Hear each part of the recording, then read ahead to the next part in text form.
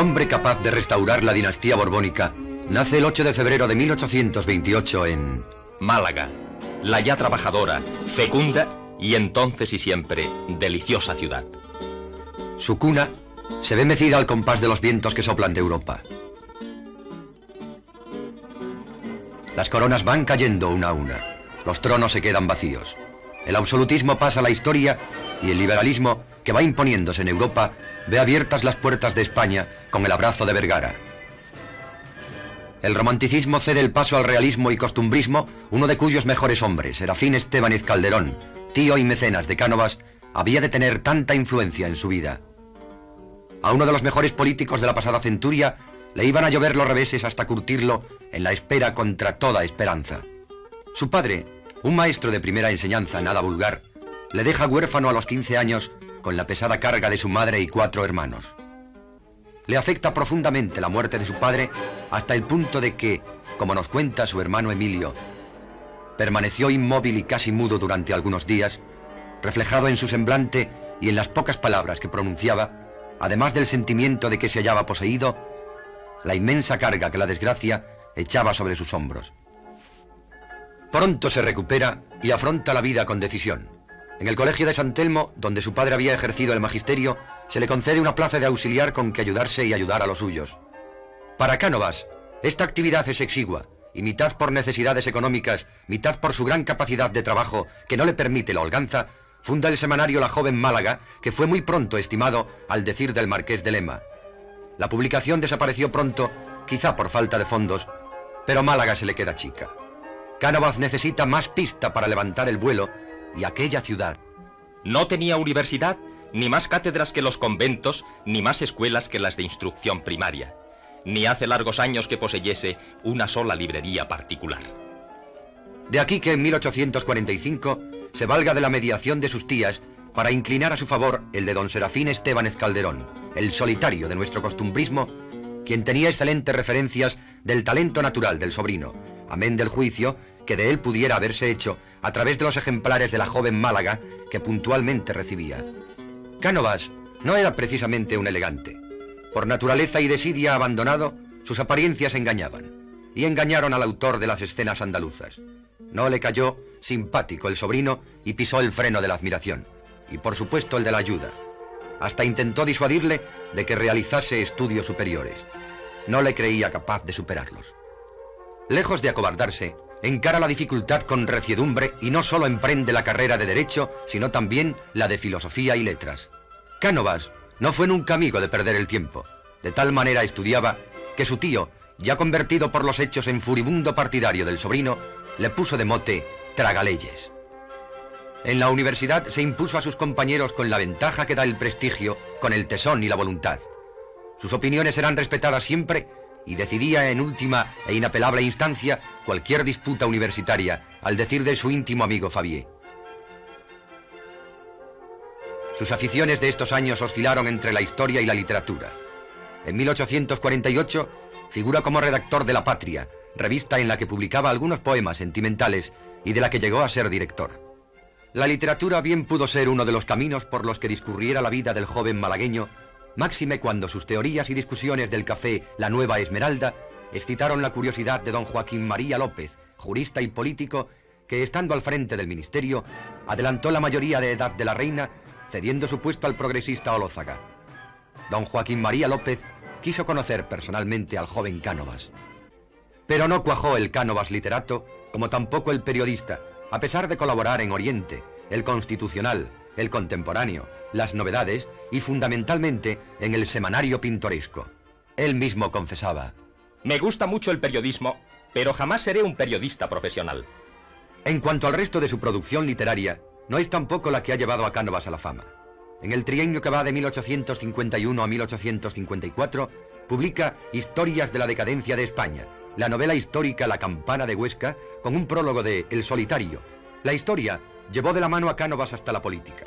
De ella sacaba las grandes lecciones irreversibles, concibiéndola desde el punto de vista de su dinámica como algo que se está haciendo constantemente para llegar a las conclusiones prácticas. El paso definitivo de la historia a la política en Cánovas es difícil de precisar. Durante todo el periodo de sus estudios, las letras iban ganando terreno a las leyes en su pensamiento. Las leyes han de ser para los hombres y no estos para aquellas. La revolución violenta estaba poco menos que de moda en Europa y a España llega la resaca débil al principio para alcanzar el rojo vivo de la sangre después. Una de ellas es la de 1848.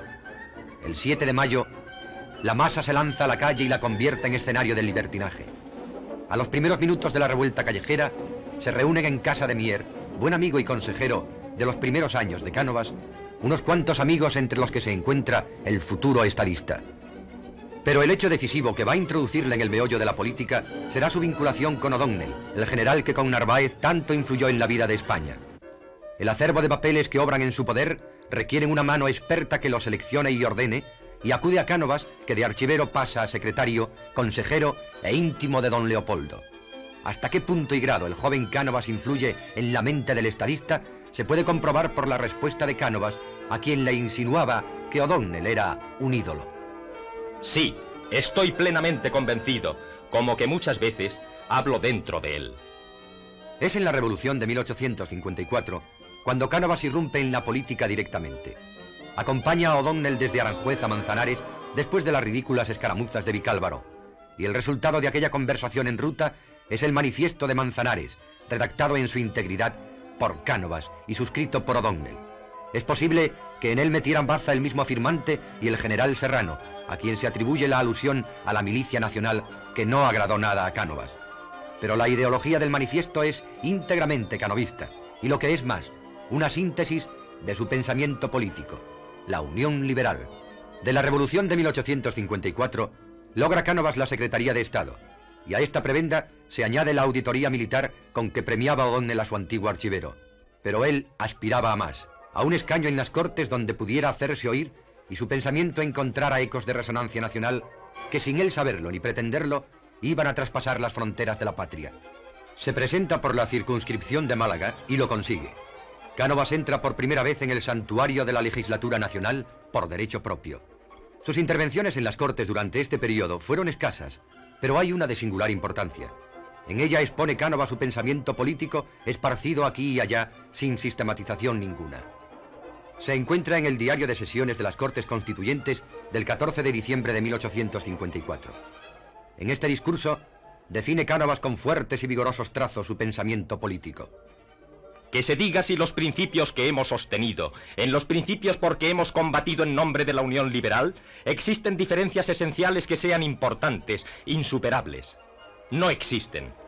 En nombre de la patria, de las ideas liberales y del trono constitucional, marchamos adelante llevando por bandera la Unión Liberal, y si algún día cae esa bandera, seremos los últimos que la separemos de nuestros brazos, que dejemos de pelear bajo su sombra. Con ella triunfaremos, o con ella sucumbiremos también.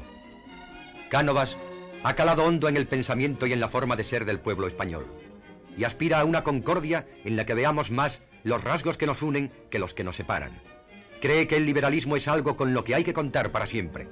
La democracia se impone y la acepta incondicionalmente.